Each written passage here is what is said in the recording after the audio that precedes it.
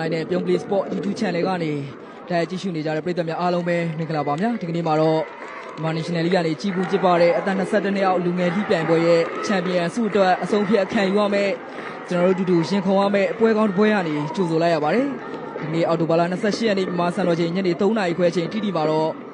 MNL Uli U21 ပြိုင်ပွဲရဲ့နောက်ဆုံးရက်သက်ပတ်နောက်ဆုံးပွဲစဉ်26အဖြစ်ဒဂုံ Star United တင်တဲ့ ISP တင်တော့ရန်ကုန်မြို့သူနာကွင်းထဲမှာရှင်ပြိုင်ကစားသွားတော့မှလည်းဖြစ်ပါတယ်ဒီပွဲစဉ်ပတိုင်ပြီးပွဲစဉ်25ပွဲရှင်ပြိုင်ကစားပြီးချိန်မှာဒီနေ့တင်ကအမပေးစရာရဲ့ထိတ်ဆုံးအဆင့်1နဲ့2နေရာမှာအသီးသီးရပ်တည်နေကြတာဖြစ်ပါတယ်ဒီမှာဒဂုံ Star တင်မဲ့ချက်ထိန်လာတယ်အလဲပြန်တွဲလာတယ်ဒဂုံ Star တင်မဲ့ area ဝင်လာပြီးလက်ကန်တယ်ဒီနေ့မှာချန်ပီယံဆုရဖို့အတွက်မဖြစ်မနေအနိုင်ရရှိဖို့လိုအပ်နေတဲ့ဒဂုံ Star တင်ပွဲစားတွေက ISP တင်ရဲ့ဂိုးပေါက်ကိုတော့စတင်ပြီးတော့ဖိအားပေးခဲ့တာဖြစ်ပါတယ်။ချိန်မှာလည်းတိုက်စစ်ကစားမှာစုမင်းအောင်ပြန်မဲ့တဲ့ area ထဲမှာအဝေးကန်ချက်နဲ့ဖိအားပေးဖို့အတွက်ကြိုးစားခဲ့တာဖြစ်ပါတယ်။ဒီနေ့မှာရှင်ပြိုင်စားနေတဲ့ဒဂုံ Star တင်တဲ့ ISP တင်တော့ပြီးခဲ့တဲ့ပထမကြော့ရင်ဆိုင်တွေ့တော့ကတော့တစ်ဖက်2ဂိုးစီနဲ့တည်ရလက်ထွက်ပေါ်ထားခဲ့တာကြောင့်ဒုတိယကြော့အခုလိုထပ်မံရှင်ပြိုင်ရတဲ့အနေအထားတစ်ခုမှာလည်းဘယ်တင်ကအသာရသွားမလဲမှန်းဆတော့အနေငယ်ခက်ခဲနေကြတာဖြစ်ပါတယ်။အခုဆိုပေးတာပြီးခေါင်းတိုက်ပြီးသွင်းကိုတကူရရှိခဲ့ပြီမဲ့လည်းကံမကောင်းစွာနဲ့ပဲလူကျွန်းနေထားမှာတော့ရောက်ရှိနေကြတာဖြစ်ပါတယ်ကျွန်တော်တို့အစောပိုင်းကတောက်လျှောက်ပြောနေကြတဲ့စောမျိုးဒီချိန်မှာလည်းပြိုင်မဲ့တင်ရဲ့ခန့်စစ်ကိုတော့အတော်လေးလှုပ်ခန့်အောင်တော့စပြီးတော့ပြုတ်ထားနိုင်ခဲ့ပြီဖြစ်ပါတယ်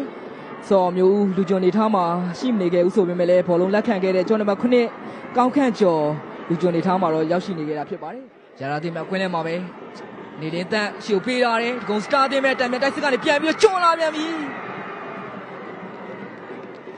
တော့ကမောပေးတာတယ်အေးရတယ်ဝင်လာပြီဂုံစားပဲလက်ခံတယ်နေသူရာဖြိုးနဲ့ပြန်တွဲတာမြနေသူရာဖြိုး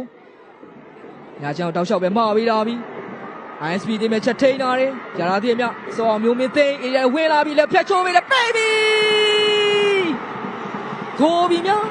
တော်တော်လေးကောင်းမွန်တဲ့အထွဲဆက်တော်တော်လေးလှပတဲ့အတွဲလုံးနေနဲ့ပဲဂုံ Star တင်သွင်းကိုတကိုစပြီးတော့ရရှိသွားပြီဖြစ်ပါတယ်အစောပိုင်းကတောက်လျှောက်ပြောနေလို့ပဲဒီနေ့မှာချန်ပီယံဖြစ်ဖို့အတွက်မဖြစ်မနေအနိုင်ရဖို့လိုအပ်နေတဲ့ဂုံ Star တင်လက်ရှိပွဲချိန်မိနစ်30အရောက်မှာတော့စောအောင်မျိုးမင်းသိန်းရဲ့စုမင်းအောင်တို့ရဲ့အတွဲဆက်ကတကယ်ကိုအလုပ်ဖြစ်ခဲ့လို့ဆိုအောင်မှာဖြစ်ပါတယ်ညာချမ်းကနေရုတ်တရက်ရလာတဲ့အခွင့်အရေးတစ်ခုကိုတော့စောအောင်မျိုးမင်းသိန်းဧရိယာထဲဝင်ပြီးတော့လေကျောမှာအဆင်သင့်ရှိနေတဲ့အစုမင်းအောင်ကိုတော့ဖန်တီးပေးနိုင်ခဲ့တာဖြစ်ပါတယ်အချိန်မှာတော့စောအောင်မျိုးမင်းသိန်းရဲ့ဖန်တီးပေးမှုကတကယ်ကိုအတိအကျကိုတိုက်စစ်မှာရှိနေတဲ့စုမင်းအောင်ရှိရောက်ရှိခဲ့တာဖြစ်ပြီးတော့စုမင်းအောင်နောက်ပေါက်လေးနဲ့ပဲဂိုးပေါက်တဲ့ကိုတော့အသေးသက်ဆုံးသွင်းကိုတကူဖြစ်တော့ပြောင်းလဲနိုင်ခဲ့တာဖြစ်ပါတယ်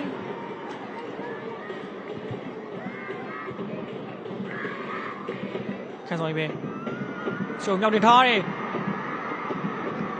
နောက်တစ်ချိန်ခေါင်းတိုက်တယ်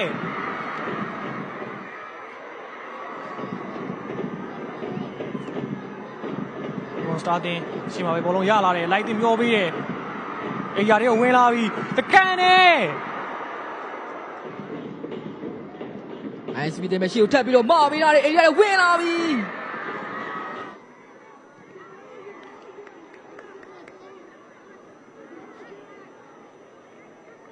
ကွန်စတာတင်ပဲ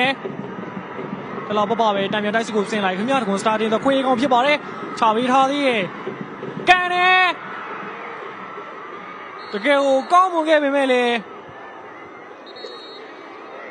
ကွန်စတာတင်ဒုတိယမြောက်ဦးဆောင်မှုရရှိမဲ့ခွင့်ယူဘဲချော်ခဲ့ပြန်တာလည်းဖြစ်ပါတယ်ဒီနေ့ပွဲစဉ်မှာပွဲစကြရဆိုသလိုပဲတံမြန်တိုက်စစ်တွေကိုလင်းလင်းမြန်မြန်ပုံဖော်တဲ့ကွန်စတာတင်ဒီနေ့မှလည်းချင်းနေကောင်းတစ်ရက်ကိုပိုင်ဆိုင်ခဲ့ရလည်းဖြစ်ပါတယ်ဒါမှလည်းတုံချနိုင်ခဲ့ခြင်းမရှိဘဲနဲ့တော့ခွင့်ရေးကောင်းတစ်ရက်ကိုလက်လွတ်ခဲ့ရလည်းဖြစ်တယ်ခင်ဗျာISP ခန်းစစ်ကစားသမားတွေအနေနဲ့လည်းဒီတံမြန်တိုက်စစ်ကိုထိန်းနိုင်ဖို့အတွက်အတော်လေးလိုအပ်နေခဲ့ပြီးတော့နောက်ထပ်ဥဆောင်ကူတွေခွင့်ပြုပေးရဖို့အတွက်အတော်လေးရေးကြီးနေရလည်းဖြစ်ပါတယ်။ညာချမ်းမှာပဲရထားသေးရဲ့။အေးရထိန်းထားမှာပဲ။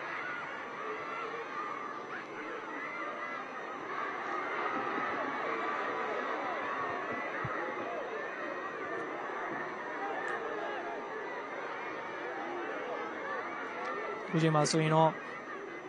ISP ရဲ့တိုက်စစ်ကစားသမားစောအောင်မျိုးခြေပါကိုပြန်လဲရရှိဖို့အတွက်စူးစမ်းရင်းနဲ့ပဲဒဂုံ Star ရဲ့ဦးသမားဟန်မြင့်မြတ်ထွန်း ထိခဲ့ပြီးတော့တန်ရာနန်တရားရရှိသွားခဲ့ရလည်းဖြစ်ပါတယ်ကွန်စတာတင်မဲညာချမ်းမှာရထားသေးရဲ့အေးရထိကနေလန်ကန်နေ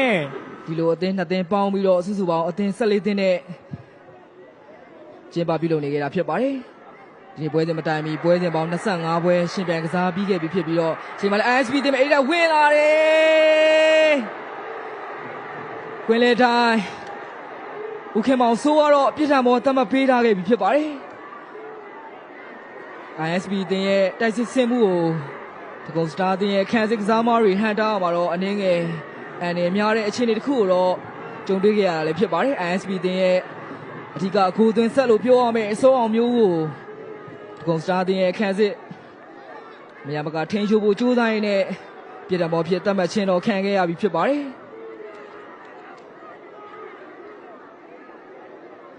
ဒီလိုချိန်မှာကောင်းကောင်းကြီးလွတ်ထွက်သွားရင်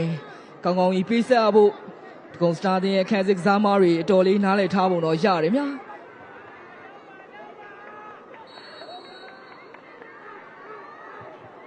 ကောင်းကဲ့ကျော်လက်ကန်လေပြိုင်ပဲသင်းရဲ့ခံစစ်လူတိုင်းကိုတော့မကြော်ခဲ့ဘူးများတပိုင်ထုတ်ချင်းနေကြည့်နေမြခြေအောင်ပြရတယ်အေးရဝင်လာပြီတပိုင်ထုတ်ပဲတယောက်ထက်ကြော်လာတယ်လက်ကန်ပြီ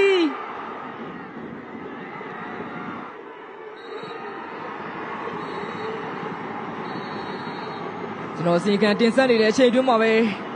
ဒဂုံစတာယူနိုက်တက်အသင်းနဲ့ ISP အသင်းတို့ရဲ့ပွဲစဉ်ကတော့ပြီးဆုံးသွားပြီဖြစ်ပါတယ်ပွဲပြီးဆုံးချိန်မှာတော့ဒဂုံစတာယူနိုက်တက်အသင်းက ISP အသင်းကိုတိုက်စစ်ကစားသမားစုမင်းအောင်ရဲ့အသွင်ကိုတကူနဲ့အနိုင်ယူပြီးတော့အခုနေ့ MNL U21 Jubilee ရဲ့ချန်ပီယံအဖြစ်မှတ်တမ်းရေးထိုးသွားနိုင်ပါကြောင်းတင်ဆက်ရင်းနဲ့ကျွန်တော်ရဲ့တိုက်ရိုက်ထုတ်လွှင့်တင်ဆက်နေမှုကိုတော့ကြာခင်မှာရန်နာသွားတော့မှာလည်းဖြစ်ပါတယ်